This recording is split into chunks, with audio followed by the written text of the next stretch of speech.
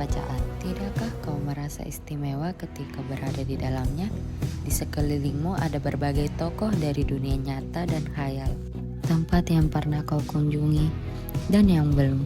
Informasi dan cerita dari masa lalu, masa kini, dan masa depan. Semua berpadu.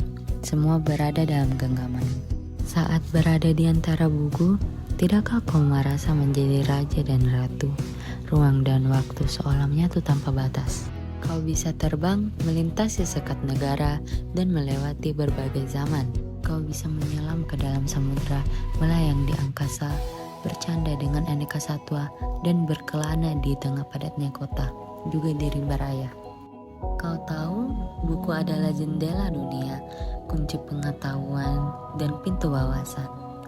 Muhammad Hatta sang proklamator berkata, "Aku rela di penjara asalkan bersama buku, karena dengan buku aku bebas."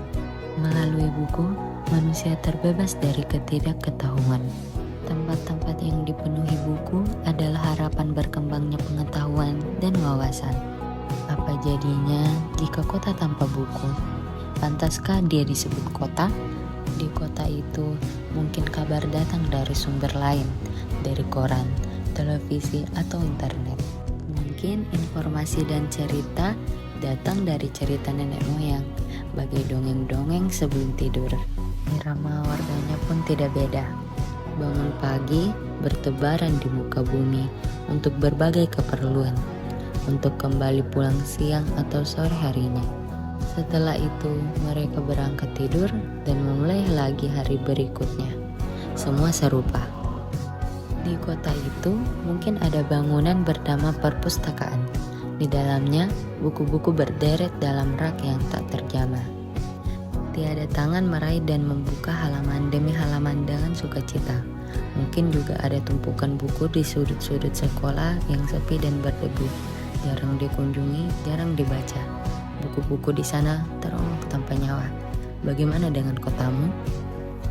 Mungkin kau tinggal di tengah kota yang megah, atau di gang sempit di desa terpencil, di sisi pesisir atau di kaki gunung.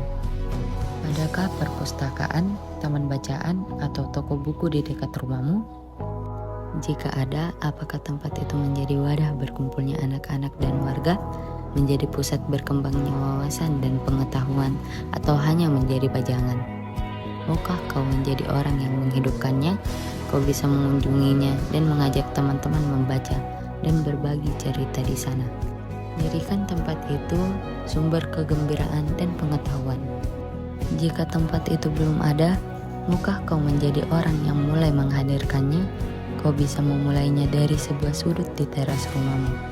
Ajak teman-temanmu memulai langkah baru. Jangan biarkan waktu berlalu tanpa buku. Siapapun dirimu, bersahabatlah dengan buku. Dia akan menjadi teman setiamu sepanjang waktu.